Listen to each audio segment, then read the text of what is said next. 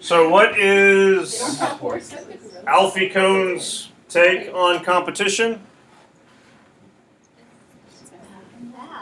By its very nature, it is always unhealthy. So that always is a pretty tricky word, because you're basically going, this is always going to be terrible. So your options that you do have out there is you certainly could defend the statement, and you do get some ideas in here that you can go with. Like, you might be reading the position and go, no, I don't necessarily agree with that. And then take a look at, okay, I'm caught on a treadmill, never to really enjoy anything that would be taking place. Someone's always better than me. The whole idea that you're not going to have a real human community because of competition, that might kind of spark some ideas in your mind that you had not thought of before. You certainly could refute it and go, there are circumstances when it's unhealthy, but to say that it is always unhealthy, that could be going too far. And you certainly could refute and go, competition is absolutely necessary. It's always healthy, if you want to completely flip the argument. So you do have some options out there as to what you could do. Not getting into specific examples yet, but what would be general arguments that you would use for your defense, refute, qualify? I'm guessing a lot of you are going to refute, but that certainly doesn't mean you have to. Okay. So, like, personal improvement for yourself? It's like in like every way. Okay. So, inspire, improvement. What else? I said you could bring in the idea of like valedictorians in school, like you're like competing for the highest spot, but it's not really like unhealthy. So you like that would be a healthy competition? Yeah.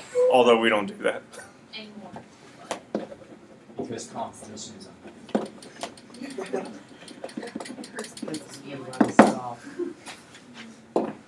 We rank you. We just don't let you know where you stand.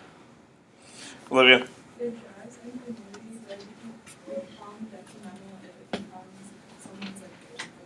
Okay, what was the first part of drives? Okay. I put sports. That's what I put out here all.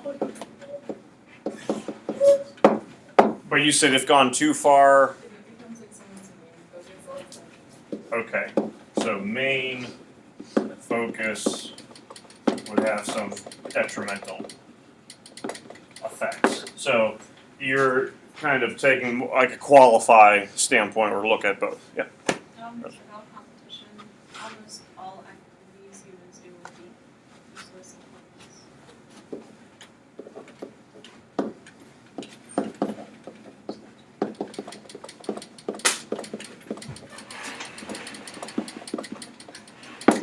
Okay. If you take it literally, most sports are competitions, and sports keep you healthy. So therefore, claiming competition is unhealthy is you just can't back that up if you're not. That would be unhealthy to claim it's unhealthy.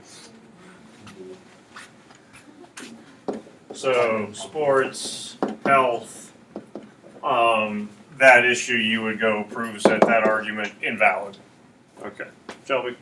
There's a lot of competition to get into colleges, so if there's no competition with that, then everybody can just go to like the best colleges. And then there's no separation between like the best and the not so best. Worse. And you could like certainly college admission is the next kind of step for a lot of us, and then after college, what are you looking for? You know, job, and so what ends up kind of being the deciding factor with those employment opportunities down the road. And I mean, some of you still kind of deal with that today. You know, so many of you for X number of jobs.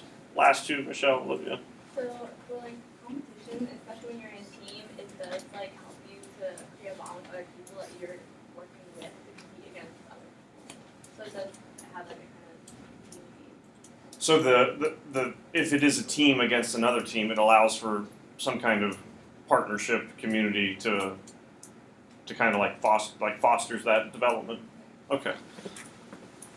So it does create a community.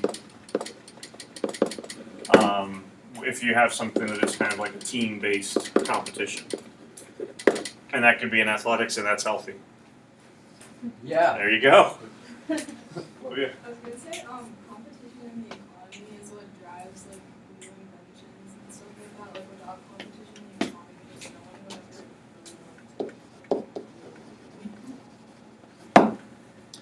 really So there's certainly like economic, I don't know, factors is the right word. Maybe effects would be the better thing. And with like the ingenuity part that you brought up, oh, bigger, better. I mean, capitalism. It's competition.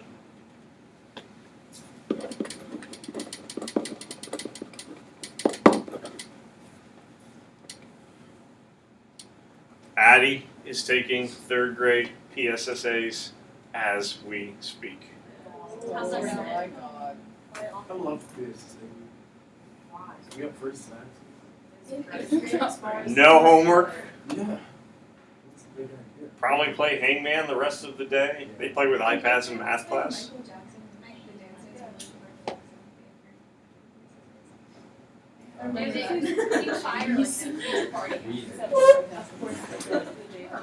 And then Bill Gates, Nicolas Cage came to speak, and what was the other thing that we learned about you?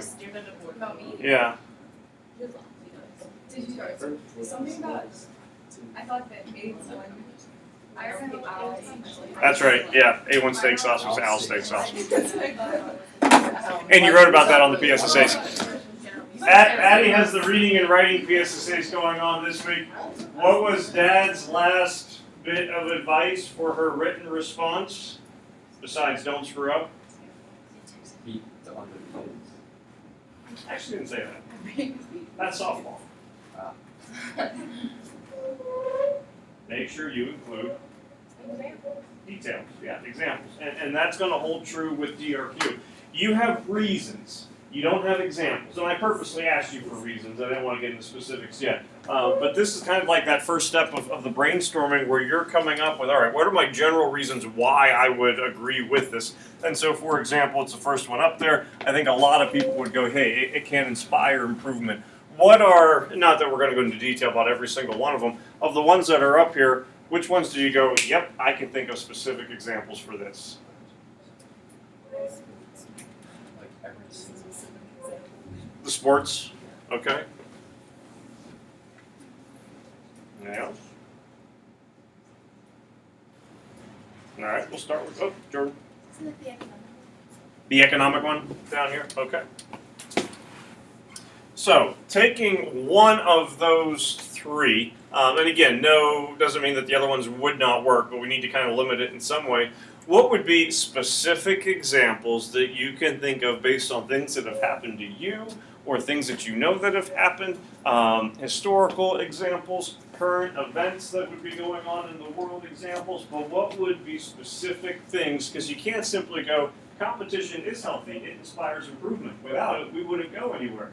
Now for my next argument, because you don't really have an argument, you need to have something that is going to back it up. For any of those, what would now be kind of specific details that come to mind for you?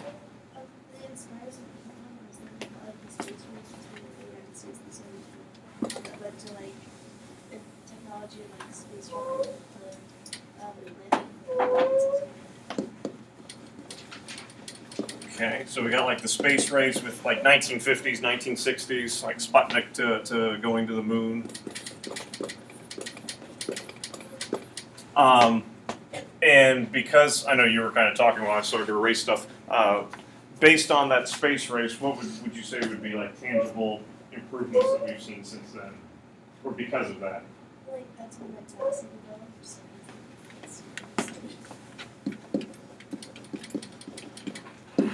Better understanding of the universe now around us as you've kind of have one step going to another, planet exploration. You certainly have SpaceX programs now where we're going to have colonists on Mars.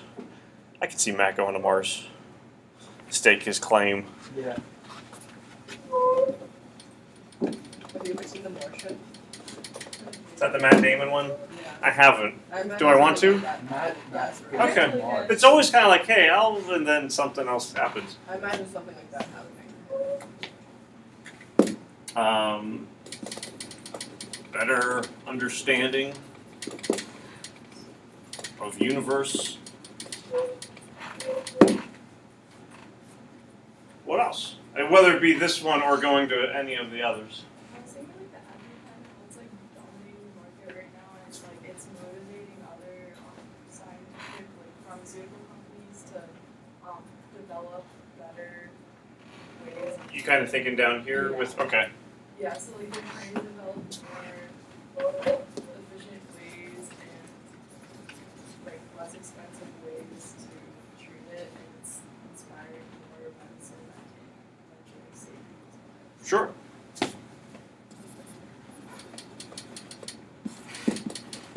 And you're looking for health, you're certainly looking for like the cheaper alternative, and certainly, the last 12 months has been pretty hectic and controversial when it comes to prices of medication, EpiPen, all of that kind of stuff with it. And you go back to argument up here that it is always unhealthy. Well, if you're going, no, that's not the case. If you do have, helping more people save lives, prevent death, and things like that, that's certainly going to be a valid argument that would throw out there. Not that it has to be of the same idea of maybe life-saving technology. Can you think about any personal products, devices, things that you own that you can't imagine living without? I guess like electricity. Because there's like the Tesla. Who was he? He's like more famous. I can't remember his name. The owner of Tesla? No. There was like way back. It was no. Maybe Thomas Edison. Thomas Edison. Ben Franklin. No, Mr. Shockey would be displeased. Not famous. No, he's famous, but for the wrong reasons. He didn't invent it. Last, if you ask Mr. Shockey, they'll just start going off. Electric fields Conspiracy theory. You said Tesla, which is car, and not saying, okay, that's something that we can't live without, although we would probably agree with it, but looking at electric cars so that you don't have quite the same amount of pollution, gas consumption, things like that. Economic factors trying to lower the price to make it more affordable. On homes, you see now solar panels, popping up all over the place, trying to be more efficient with energy, things like that. There certainly is competition when it comes to that kind of science for economic factors. But also, again, it's going to be healthy for community. So, something as simple as the electricity, if you can get into specific examples dealing with cars, solar power, more renewable resources, things of that nature, hydroelectricity, taking place. Those would certainly be examples that you could go into that kind of science range field if you feel more confident going that way with it. Lexi, I used to think that streets that said no outlet meant that they didn't have electricity because their houses didn't have any outlets. You gotta specify that. They could So- just put like dead end. Because my friend lived on a no outlet street. I did not want to go to his house. Are you serious? Yeah, well, what am I going to do there? Play outside? Come on, we don't do that. Sports health? Anything with that one since we mentioned the others? Oh. It's on In the quotation he gives you at the top, what's his name? Alfie. He says he's destined to never enjoy real satisfaction. Satisfaction can come from competition and sports and healthiness, believe it or not. So what? Yeah, and I'm saying he can because of competition. I'm refuting his argument. I'm not trying to argue with you. Do you have to win? No, it's like more the process of, but winning can also provide satisfaction. I mean, because that's certainly, we do kind of think of, hey, yay, winning, I'm happy. In what other ways can you still find satisfaction without like ultimately being the winner. Like the Pittsburgh Pirates, if they make it to the playoffs, you kind of feel a little bit of satisfaction, like there's Okay. improvement, and even though they don't win, and it's not very impressive to other people. Okay. What about something like swimming? Where it's like, No satisfaction with that one whatsoever. Because like your time. yeah, like you think about baseball, football, hockey, first place, second place, third place, and swimming still has first place, second place, third place. But what does swimming have that, and other sports do too, besides water? But you have that time aspect to it where Kaylee could finish in fourth place. I don't know. And so, it's not that first, second, or third, but what could she still have done? Improve her time. Whereas if you lose a baseball game 5-4, yes, you can say, hey, we still improved, but you don't have that tangible result quite the same way that you do with I shaved 0.2 seconds off my time. And it can also drive people mad, I think, the other way if you do take it too far, where Olivia, I forget the wordings that you put on there because we ended up erasing it, but it could be detrimental if you become so obsessed with it. I have to shave 0.02 seconds. I will grow out my fingernails to create more like webbed hands, and spend the extra $400 on the aerodynamic body swimsuit that will maybe improve that time. There certainly could be those negative consequences that take place, but something that would be like time. Centered would be a way where you can have that competition not just with other people, but certainly with yourself. I have improved. I have gotten better, and that could certainly come from. You could certainly get satisfaction coming from that improvement that has taken place as a person. On the flip side, you take a look at some competitions, and this one's not athletic, but say you are doing an audition for something, theatrical. You don't get it. What's one of the first questions that you probably kind of have for yourself? Why? What did I do wrong? What did the other person do better? And in a lot of cases, you don't know. You go to audition, it's just you, and then I get the part. But you didn't see what I did, and I definitely did not get the part either. But that could be one where it could drive a person, in a way, kind of insane because you don't know what you could have done better from the director, judge, whatever kind of viewpoint, because you don't have that thing to kind of compare it to. So I do certainly think there are some ways in which you could qualify this, but my guess is that most people would probably end up refuting it. The main thing, though, is coming up with specific examples. And, with that inspire improvement, I think a lot of you, academically, one of the things we had on there was college. How those physics tests go. Yeah, I heard no one did well. Oh no, I heard that there were some people who did well. There were a select few. There was a select few, but there were some 90%. I heard a 92. I heard a lot of 44s. Oh, I heard a lot of like 40-some percent. I heard 30. something about 12s. Yeah, I heard something about like 12%? That one. I think it was 11%. I made that number up. I don't know about the 12. I know I about heard it was 44. 70. Elena's going 22. I know for a Um, fact. Most aggressive. Promise. The science still delivered. Yeah, I'm sorry. You can still have improvement again within yourself, and that competition with yourself, the way that you are able to kind of prepare. Not that that's necessarily going to be the primary example, but you have taken tests or papers, assignments, whatever, where I probably could have done a little bit better, but this will be good enough, and then you get it back and go,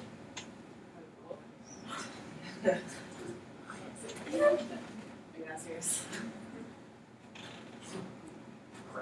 and then what kind of thoughts go through mine? Well, I could have done this, maybe I should have done that. And again, going back to your healthy part, that if that can change the behaviors that will become more productive for you, more useful academically, when it comes to employment and things like that, then yeah, it absolutely could be beneficial. But the main thing would be you need to be able to go with those examples. To say that, hey, it could inspire and improve, that doesn't mean a whole lot. If you start talking about NASA and space exploration, or the improvements that can take place within an individual sports competition or a team-based thing where it will kind of create a community, which would be a nice idea to go with since that's going against what Alfie Cohen has brought up. Economic factors. The United States, in a way, is kind of built upon capitalism. That is competition. In some cases, people might go Darwin. Survival of, the fittest. So you certainly have a lot of realms in which you could go with. The key is to be as specific with it as possible. Any Slaughterhouse-5 tie-ins? Billy's kind of like Alfie.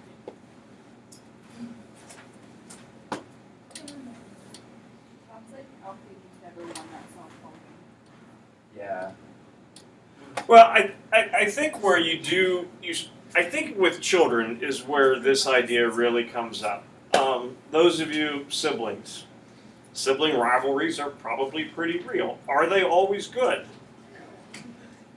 There'll be some cases where brothers, sisters, like no longer speak to one another because of competition. That not like a specific competition took place, but there's always been that desire to be better than the other. You take a look at youth athletics.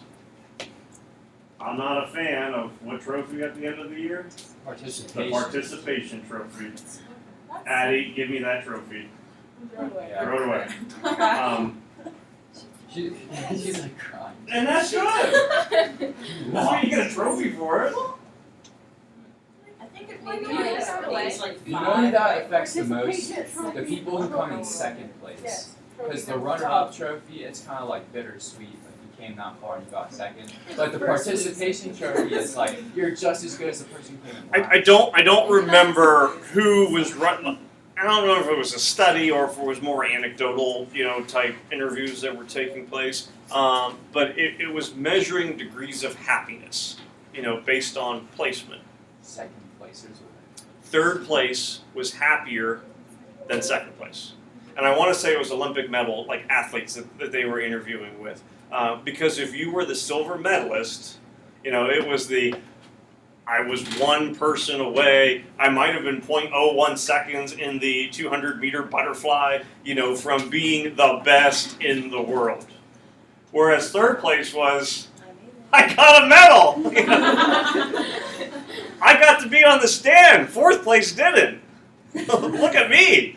And so what you would think, but the other person was better, didn't necessarily mean they were happier. So in that case, that competition, silver place in some cases. To say you will never have real satisfaction, I think that's kind of overstepping the boundaries a little bit. But third place, in some ways, I could see it being more satisfying. And like you just had basketball.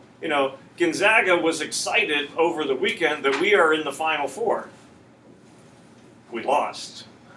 We had a lead with 5 minutes left. We could have won. The teams that did not make it to the championship, so they might be looking at their seasons as being more exciting. And I think the Pirates with the playoffs. After 20 years of losing, it's a big deal to make it to the playoffs. If you lose Game 7 of the World Series in extra innings, that's going to haunt some people for a long time. So I think there certainly is some merit to the argument that gets thrown out there. And I think it would be a good thing to kind of qualify in that way. But good job, Addie. You made the team. They don't cut anybody. Here's your trophy. And like for her, she's playing softball this year. It's her first time that she's doing fast pitch softball. That's where it went down for me. And she's coming, and all the years before, the last 3 seasons, she's been playing baseball. And so she realizes that she has been the only girl in the league. So she switches over to fast pitch softball. What is her mindset? I'm already better than all these people. What grade is she? 3rd grade. She's going to get crushed. because they've been playing softball and it's a totally different skill set. And so I'm like, you got to go all out all the time. No one in this league knows you because you've been in the other leagues all the time.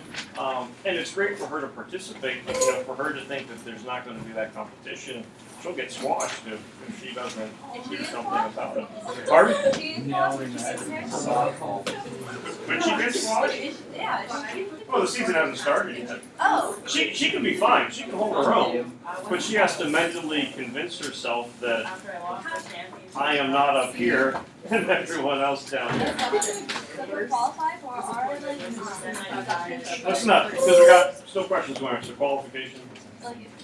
if we qualify for our introduction, should we say we believe this but this, or should we just leave the but earlier? No, I would identify. I would put that but statement in the opening. I think when sometimes people qualify, is they won't. It's almost like I'm going to keep it a secret what my position is going to be, and that almost makes it seem like you don't know yet what your argument is going to be. Qualifying is nice, and again, you don't have to do this by any means. We talked about it with synthesis essay. That rebuttal paragraph, you look at the other viewpoint, and so by qualifying, you can look at the other viewpoint, but then you're going, but it's not quite as reasonable. It doesn't have the same merit validity as this other statement. If you decide to qualify, and I think it'd be a smart move, I would do an introduction. You're going to have your conclusion. You're probably going to have two viewpoints. So you have viewpoint number 1, viewpoint number 2. The viewpoint that you ultimately agree with, I would make that one second. Start with the one that there's some credit, there's some merit to it, there is some validity, but this idea is the better one. End with that one, and then I think your argument develops a little bit more gearing towards that ultimate position.